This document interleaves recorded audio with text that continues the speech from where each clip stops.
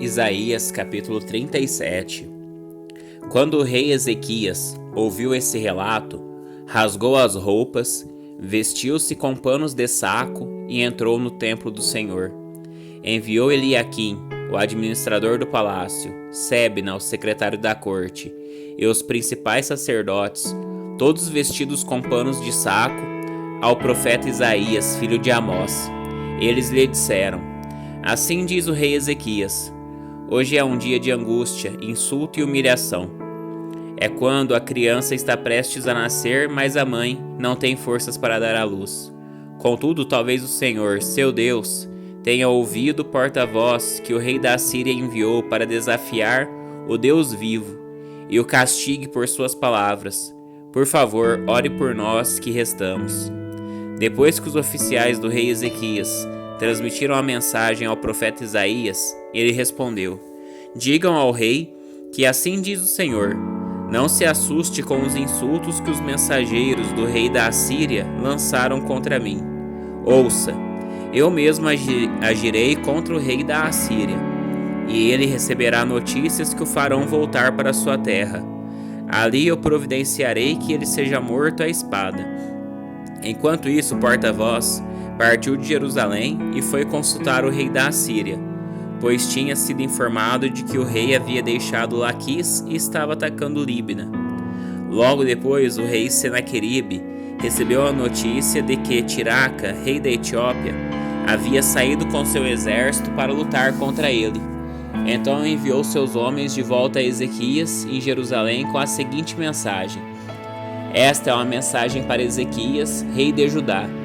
Não deixe que seu Deus, em quem você confia, o engane com promessas de que Jerusalém não será conquistada pelo rei da Assíria. Você sabe muito bem que os reis da Assíria fizeram por onde passaram. Destruíram completamente todos que atravessaram seu caminho. Quem é você para escapar? Acaso os deuses de outras nações como Gozã, Arã, Rezef e o povo de Éden, que estava em Telassar, os livraram? Meus antecessores destruíram todos eles. O que aconteceu com o rei de Amate e o rei de Arpade? O que aconteceu aos reis de Serfavarim, de Rena e de Iva? Depois que Ezequias recebeu a carta dos mensageiros e a leu, subiu ao templo do Senhor e a estendeu diante do Senhor. Então Ezequias fez esta oração na presença do Senhor: Ó Senhor dos exércitos, o Deus de Israel, que está entronizado entre os querubins. Só tu és Deus de todos os reinos da terra. Sim, tu criaste os céus e a terra. Inclina teus ouvidos, ó Senhor, e ouve. Abre teus olhos, ó Senhor, e vê. Ouve as palavras com as quais Senaqueribe desafia o Deus vivo. É verdade, Senhor, que os reis da Assíria destruíram todas essas nações. Lançaram os deuses dessas nações no fogo e os queimaram. É claro que os assírios conseguiram destruí-los. Não eram deuses de verdade, mas apenas ídolos de madeira e pedra, moldados por mãos humanas. Agora, Senhor, nosso Deus, salva-nos do poder desse rei. Então todos os reinos da terra saberão que tu, Senhor, és Deus. Então Isaías, filho de Amós, enviou esta mensagem a Ezequias: Assim diz o Senhor, o Deus de Israel: Visto que você orou a mim a respeito de Senaqueribe, rei da Assíria, o Senhor proferiu esta palavra contra ele: A filha virgem de Sião o despreza e ri de você. A filha de Jerusalém balança a cabeça com desdém enquanto você foge. A quem você desafiou e de quem zombou? Contra quem levantou a voz? Para quem olhou com arrogância? Para o Santo de Israel. Por meio de seus mensageiros desafiou o Senhor. Disse: Com meus numerosos carros de guerra, conquistei os montes mais elevados, sim, os picos mais remotos do Líbano. Cortei seus cedros mais altos e seus melhores cipestres. Cheguei às suas maiores alturas e explorei suas florestas mais densas. Cavei poços em muitas terras estrangeiras e me refresquei com sua água. Com a sola de meu pé saquei todos os rios do Egito. Mas você não sabe? Eu decidi tudo isso há muito tempo. Planejei essas coisas no passado distante e agora as realizo. Planejei que você transformaria cidades fortificadas em montes de escombros. Por isso seus habitantes perdem as forças e ficam assustados e envergonhados. São frágeis como a relva, indefesos como brotos verdes e tenros. São como capim que surge no telhado queimado antes de crescer. Mas eu o conheço bem, sei onde está e sei de suas idas e vindas. Sei como se enfureceu contra mim, e por causa de sua raiva contra mim e de sua arrogância, que eu mesmo ouvi, porei minha argola em seu nariz e meu freio em sua boca. Eu o farei voltar pelo mesmo caminho por onde veio. Então Isaías disse a Ezequias: esta é a prova de que minhas palavras são verdadeiras. Nesse ano vocês comerão somente o que crescer por si, e no ano seguinte o que brotar disso. Mas no terceiro ano semeiem e colham, cuidem de suas videiras e comam de seus frutos. Vocês que restarem em Judá, os que escaparem da destruição, lançarão raízes em seu próprio solo, crescerão e darão frutos. Pois um remanescente de meu povo sairá de Jerusalém, um grupo de sobreviventes partirá do Monte Sião. O zelo do Senhor dos Exércitos fará que isso aconteça. E assim diz o Senhor a respeito do rei da Assíria: seus exércitos não entrarão em Jerusalém, nem dispararão contra ele uma só flecha.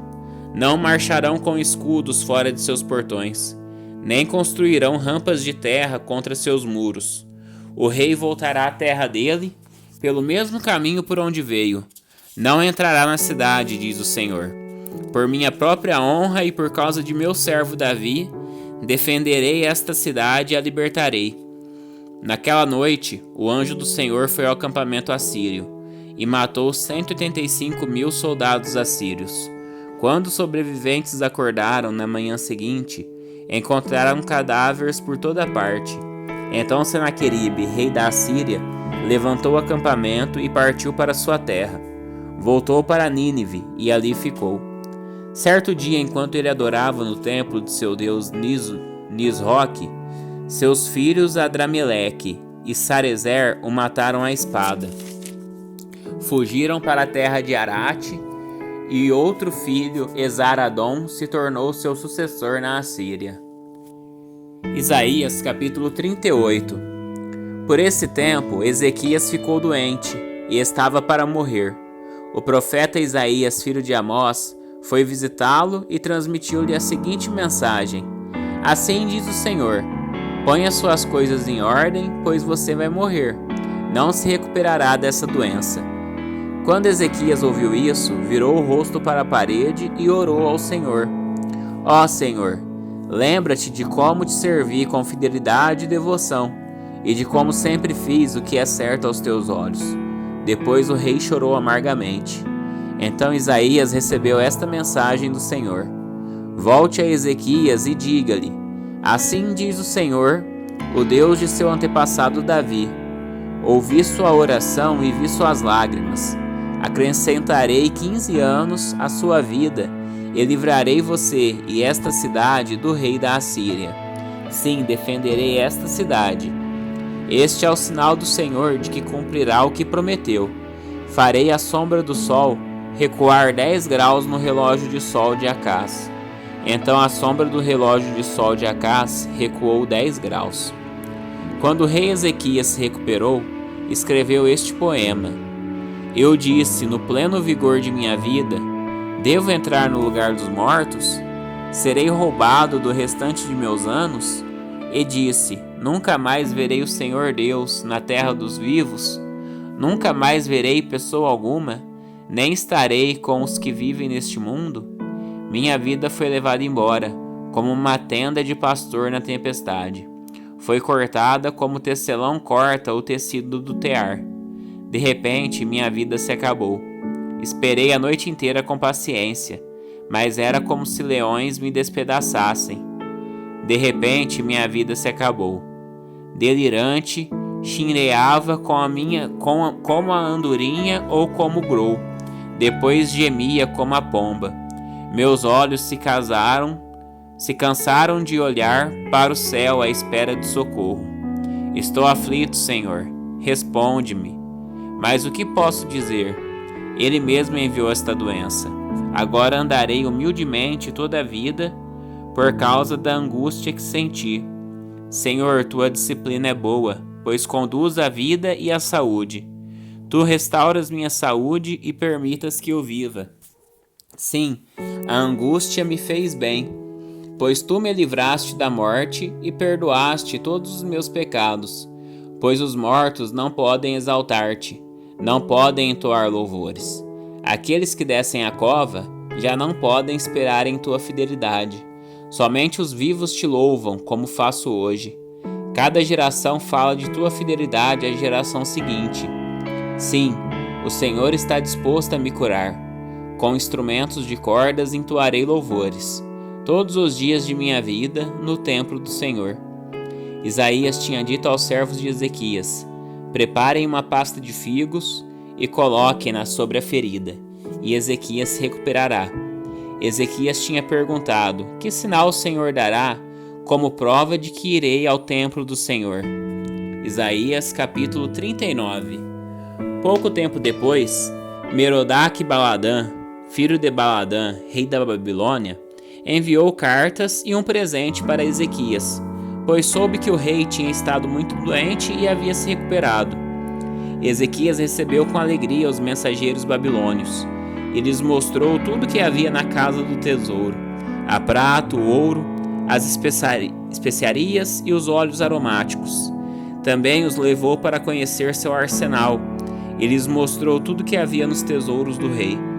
Não houve nada em seu palácio nem em seu reino que Ezequias não lhes mostrasse. Então o profeta Isaías foi ver o rei Ezequias e lhe perguntou: o que esses homens queriam? De onde vieram? Ezequias respondeu: vieram da Babilônia, uma terra distante. O que viram em seu palácio? Perguntou Isaías. Viram tudo, Ezequias respondeu.